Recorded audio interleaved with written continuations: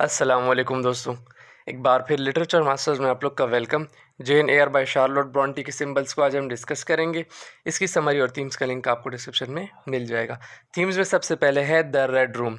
ये mister read का room था जिसमें जेन एयर को बंद किया था मिसेस रीड ने, क्योंकि उसने अपनी कज़न के साथ लड़ाई की थी। ऑल तो जो लड़ाई थी वो इसने शुरू नहीं की थी, लेकिन फिर भी मिसेस रीड ने इसको उस कमरे में बंद कर दिया था।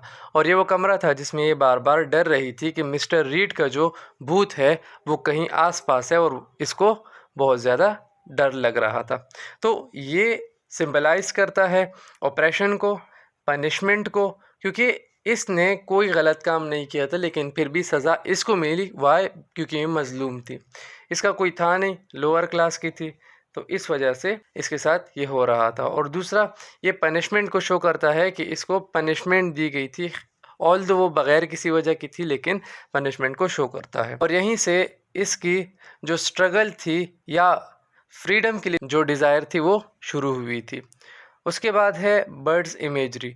अगर आप देखें तो इस नावल में ज़्यादातर जगहों पर जेन जो है वो अगर कोई चीज़ बताती है, समझाती है, तो बर्ड की इमेजरी से समझाती है, जो कि डिज़ायर टू एस्केप को सिंबलाइज करता है।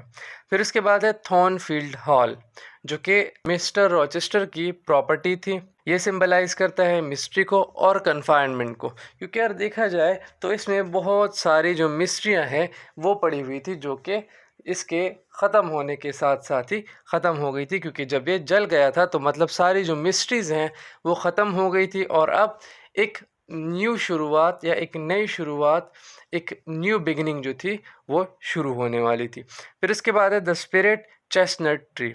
अब ये वो ट्री है कि जब इंगेजमेंट हुई तो रॉचेस्टर और जेन जब खड़े थे तो एक लाइटनिंग गिरी और लाइटनिंग से ये जो दरख्त था ये दो टुकड़े हो गया, जिसका मतलब ये था कि अब इस रॉचेस्टर और जेन को मिलने के लिए बहुत सारे हडल्स का सामना करना होगा, यानी रीयूनाइट होने के लिए इनको बहुत सारी मुश्किलें अभी भी झेलनी हैं। फिर इसके बाद है वेदर।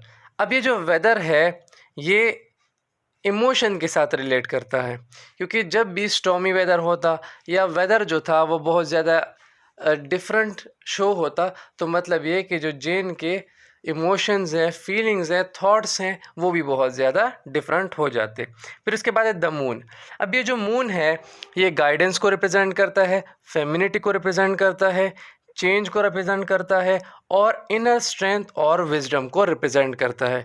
क्योंकि जब जेन थॉर्नफील्ड हॉल को छोड़कर जा रही थी तब भी जो फुल मून था वो नज़र आ रहा था। और उसके अलावा भी इसने जितने भी डिसीजन लिए हैं उन सारे डिसीजन में मून जो है वो एक स्पेसिफिक प्लेस रखता है। फिर उसके बाद है आइज़ एंड साइट। अब आइज़ एंड साइट जो है वो सेल्फ अवेयरनेस और इनसाइट जो है उसके लिए सिंबलाइज किया जाता है। क्योंकि जब आप लोग देख लें जो मिस्टर रॉचेस्टर है जब उसकी आईसाइट चली गई और दोबारा से आने लगी, वो रिप्रेजेंट करती थी कि ये एक नई बिगिनिंग है। फिर इसके बाद है ड्रीम्स। अब ये जो ड्रीम्स हैं ये सिंबलाइज करते हैं उसका स्पिरिचुअल और इमोशनल अटैचमेंट मिस्टर रॉचेस्टर के साथ। क्योंकि जब सेंट जॉन्स रिवर वो उसको शादी के लिए कहते हैं तो वो उसको ऐसा फील होता है कि रॉचेस्टर जो है वो उसको बुला रहा है। यानी जब वो लास्ट टाइम निकल रही थी तो रॉचेस्टर की आवाज़ उसको आने लगती है और वो वहाँ से वापस रॉचेस्टर के पास आ जाती है।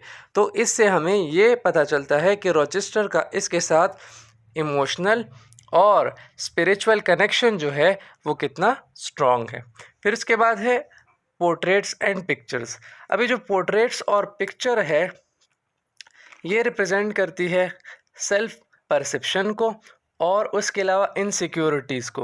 और लास्ट में कंपैरिजन टू अदर, क्योंकि जब मिस्टर ब्लेंची इनग्रैम वो आई मिस्टर रॉचेस्टर के यहाँ तब ये क्या कर रही थी, इसने एक पेंटिंग बनाई थी।